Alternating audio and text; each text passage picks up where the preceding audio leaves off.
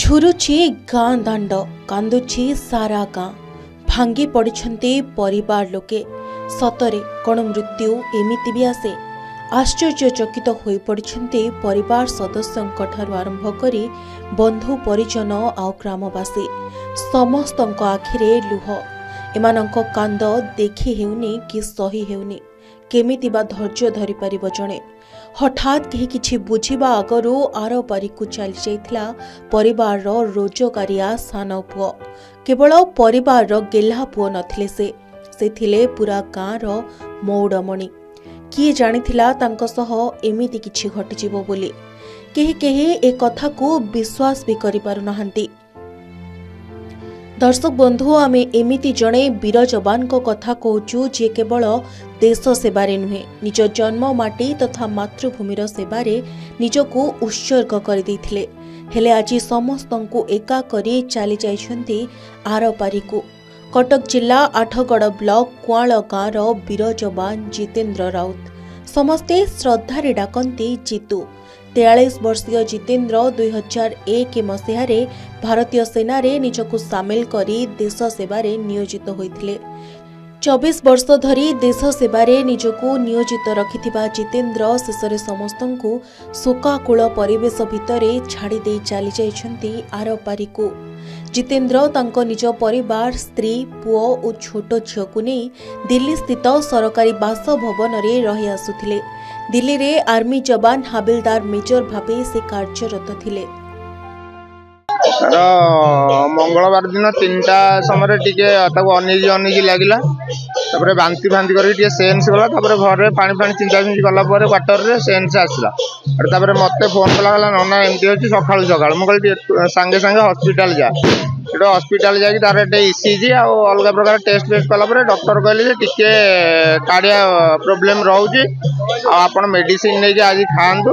କାଲି ଆସିଲେ ଇକୋ ଆଉ ଅଲଗା ପ୍ରକାର ରୁଟିନ ଟେଷ୍ଟ ହବ। ତାପରେ ସେ ମେଡିସିନ ନେଇକି ପଳେଇ ଆସିଲା। ତାପରେ ତାକୁ ଭଲ ଲାଗିଲା ପରେ ସେ ଡ୍ୟୁଟି ପୁଣି ପଳେଇଛି।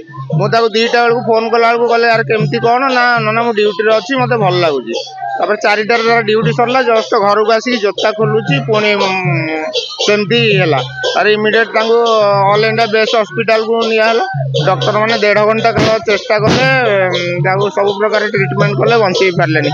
ଆଉ ବୁଧବାର ଦିନ ସନ୍ଧ୍ୟା 5:50 ସେ ଇଣ୍ଡିଆନ ଆର୍ମି। ମୋ ପୁଅ ଭଳିଆ ପୁଅ ନାହିଁ ପଞ୍ଚାୟତ ଭିତରେ କାହା ସାଙ୍ଗରେ। ଭଲ ନାହିଁ ବୋଲି ଏମିତି ନାହିଁ କଥା। ପୁଅ ଝିଅ ଯୋଡ଼ିଏ କେମିତିଆ ତାହେଲା ହୋଇଗଲା। ସ୍ତ୍ରୀ ପିଲା ଛୁଆ ସମସ୍ତେ ଛୋଟ ଛୁଆ, ସମସ୍ତଙ୍କୁ ଛୁରେଇକି ଗାଈମାନଙ୍କଠୁ ବଳ ଚାଷ ସବୁ ଭାଙ୍ଗି ଦେଇକି ଗଲା। ଯାତ୍ରା ଫଙ୍କସନରେ ସବୁ ପଇସା ପତ୍ର ଦେଇକି ପିଲାଙ୍କୁ ସାହାଯ୍ୟ ସହଯୋଗ କରିକି ଯାତ୍ରା ଆରମ୍ଭ କରୁଥିଲା। ମନା କଲେ ଯାତ୍ରା ଭାଙ୍ଗିବାକୁ, ସୋଦାବୋଜି କରି ମୁଁ ଅଛି ପଇସା ଦେବି, ତମେ କୋଉଥିରେ ଭାଙ୍ଗିବନି ଅନୁଷ୍ଠାନ। ଚଳିତ ମାସ 22 ତାରିଖ ଦିନ ନିଜର କାର୍ଯ୍ୟ ସାରି ଘରକୁ ଫେରିବା ପରେ ହଠାତ୍ ଜିତେନ୍ଦ୍ରଙ୍କ ଛାତିରେ ଯନ୍ତ୍ରଣା ଅନୁଭବ ହୋଇଥିଲା। ତେଣୁ ତାଙ୍କୁ ସାଙ୍ଗେ ମେଡିକାଲ ନିଆଯାଇଥିଲା। କିନ୍ତୁ ବୋଧହୁଏ ବିଧିର ବିଧାନ କିଛି ଅଲଗା ଥିଲା। ନିଶ୍ୱାସର ବେଗ ସତେ ଯେମିତି ଶିଥିଳ ହୋଇଯାଇଥିଲା। ଦେହର ଉତ୍ତାପ ଧୀରେ ଶିଥିଳ ହେବାକୁ ଲାଗିଥିଲା। ଆଉ କିଛି ସମୟ ପରେ ସବୁ କିଛି ସ୍ପଷ୍ଟ ଅନୁଭୂତ ହେଲା। ଆଉ ଏ ଦୁନିଆରେ ନାହାନ୍ତି ଜିତେନ୍ଦ୍ର। ହଠାତ୍ କ'ଣ ସବୁ ହୋଇଗଲା? ସମସ୍ତେ ହତବାକ୍ ହୋଇଯାଇଥାନ୍ତି। ମୂକ ପାଲଟି ଗଲେ ପତ୍ନୀ, ସ୍ତବ୍ଧ ହୋଇଗଲେ ସାଙ୍ଗସାଥୀ। ସତରେ କ'ଣ ମୃତ୍ୟୁ ଏମିତି ବି ଆସେ? ପାଖରେ ଥାନ୍ତି 9 ବର୍ଷର ପୁଅ ଓ 4 ବର୍ଷର କୁନି ଝିଅ। ଏତେ ଛୋଟ ବୟସରେ ତାଙ୍କଠାରୁ ସବୁ କିଛି ଛଡ଼ାଇ ନେଇଛି ସମୟ। କେହି କିଛି ବୁଝିବା ଆଗରୁ ହିଁ ସବୁ କିଛି ଶେଷ ହୋଇଯାଇଛି। ଏହାପରେ ଗାଁକୁ ଫେରିଥିଲା ଜିତେନ୍ଦ୍ରଙ୍କ ପାର୍ଥିବ ଶରୀର। ଆଠଗଡ଼ ବିଧାୟକଙ୍କ ସହ ଆଠଗଡ଼ର ବିଭିନ୍ନ ଅନୁଷ୍ଠାନ ପକ୍ଷରୁ ତାଙ୍କର ଶେଷ ଦର୍ଶନ କରିବା ସହ ଶ୍ରଦ୍ଧାସୁମନ ଜ୍ଞାପନ କରିଥିଲେ। ଶେଷରେ ରାଷ୍ଟ୍ରୀୟ ମର୍ଯ୍ୟାଦା ସହ ଗାଁ ଶ୍ମଶାନରେ ତାଙ୍କର ଶେଷକୃତ୍ୟ ସମ୍ପନ୍ନ କରାଯାଇଥିଲା। ଗାଁ ଗଣ୍ଡା ଗଛପତ୍ର ସମସ୍ତଙ୍କୁ ଖୋଦେଇ ଦେଇକି ଗଲା। ଦେଶ ପାଇଁ ଜୀବନ ଦେଲା, ନିଜ ଦେହକୁ ଅନେଇଲାନି। देह खराब पचे ड्यूटी जाके करती तो देह खराब तो क्या ड्यूटी जाए चाकरी कर ड्यूटी करी।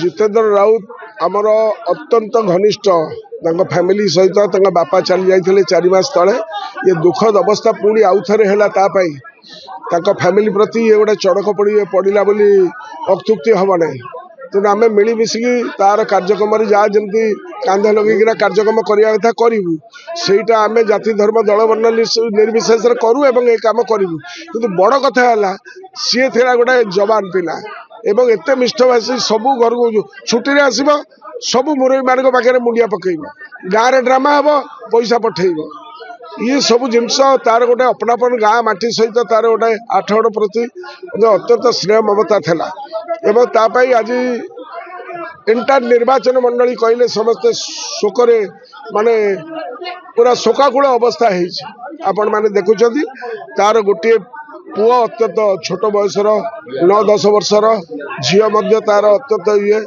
ये भली दुख अत्यंत कष्ट दौर तेणु आम तार अमर आत्मार सद्गति पाई चेष्टा करूँ।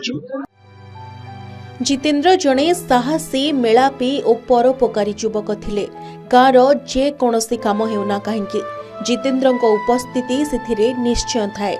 सहयोग हेउ अबा आर्थिक सहायता सबुथिरे जितेंद्रଙ୍କ सहयोग रही थाए। गाँवर सुना पुआ तथा गाँवर मौड़मणि भावे समस्तଙ୍କ आदर और स्नेहर हकदार रुहंती जितेंद्र। से जेबे भी गाँ को आसंती घर घर बुली समस्तଙ୍କ ठारू नियंती आशीर्वाद। हेले दैव कौन कला काहेकि गाँ माटीर मौड़मणि को छड़ाई नेला समस्तଙ୍କ स्नेह श्रद्धा और आदररू वंचित कला। समस्तଙ୍କ आखिरे लुह समस्ते देउछन्ते शेष श्रद्धांजलि कारण आउ फेरिबेनी गाँर मौड़मणि जीतू। 8गढ़ विश्वजित राउत को रिपोर्ट के न्यूज ओडिशा।